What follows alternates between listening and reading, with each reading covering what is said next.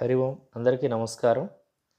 మనందరికీ తెలుసు భగవంతుడికి హారతి ఇవ్వాలంటే ముద్దహారతి కర్పూరం వాడతాం. అదే ఎందుకు వాడతాము అనే విషయాన్ని ఇక్కడ క్లుప్తంగా తెలుసుకుందాం.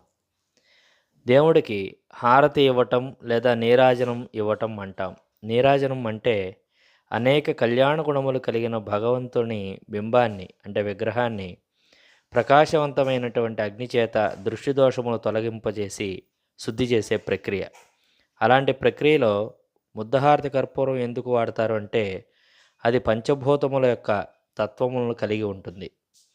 అది ఎలాగో చూద్దాం. ఒకటి, మనం అది వెలిగించక ముందు ముద్దగా చూస్తే పృథ్వీతత్వం, వెలిగించిన పిదప అగ్నితత్వము, అది కరుగుతూ కొంచెం నీరుగా ద్రవిస్తుంది, అప్పుడు జలతత్వము, ధూపముగా అంటే పొగగా బయటికి వచ్చినప్పుడు వాయుతత్వము, ప్రకాశించి కరిగిపోయిన తర్వాత అక్కడ ఏ పదార్థము మనకు కనబడదు, అప్పుడు ఆకాశతత్వంగా ఆకాశంలో లీనమవుతుంది. అలాగా మనకు కొన్ని వస్తువులు కనబడినప్పటికీ కూడా ఈ కర్పూరము ఔషధ గుణములు కలిగి మనసుకు అలజడులు శాంతింపజేసి శారీరక మానసిక ఆరోగ్యాన్ని కలగజేస్తూ భగవంతుడికి నీరాజనం ఇచ్చే అవకాశాన్ని మనకు కలగజేస్తూ ఉన్నది.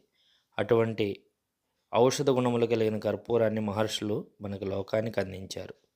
అది దాని యొక్క ప్రయోజనము. స్వస్తి.